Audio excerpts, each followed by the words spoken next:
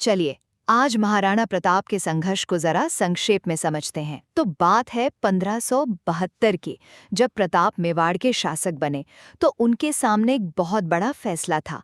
या तो वो ताकतवर मुगल बादशाह अकबर की अधीनता मान लें या फिर अपनी आज़ादी के लिए लड़े। तो प्रताप ने इस चुनौती का सामना कैसे किया, चलिए इसे 3 जरूरी बातों से समझते हैं। पहला, उनका दृढ़ संकल्प।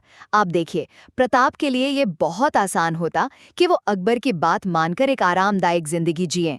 लेकिन उन्होंने मेवाड़ की इज्जत और आज़ादी के लिए संघर्ष का मुश्किल रास्ता चुना। और मजे की बात यह है कि उनके पिता ने तो अपने दूसरे बेटे जगमाल को उत्तराधिकारी बनाया था, पर सरदारों ने प्रताप को चुना और उन्होंने ये जिम्मेदारी तुरंत स्वीकार कर ली। दूसरा, उनकी जबरदस्त सामाजिक और रणनीतिक तैयारी।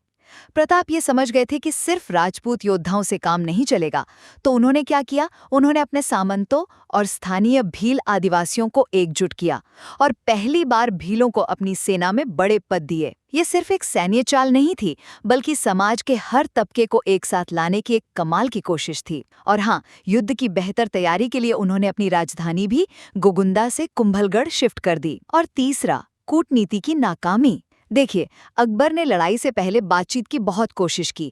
1572 से 76 के बीच जलाल खां, मानसिंह, भगवान दास और टोडरमल एक के बाद एक 4 दूत भेजे, पर प्रताप ने संधि करने में कोई दिलचस्पी नहीं दिखाई, जिसके बाद 1576 में अकबर ने हमले का आदेश दे दिया। तो साफ है, महाराणा प्रताप का अटूट संकल्प और उनकी सामाजिक रणनीति ही वो वजह थी जिसने उन्हें इतने बड़े मुगल साम्राज्य के सामने मेवाड़ की स्वतंत्रता का एक शक्तिशाली प्रतीक बना दिया।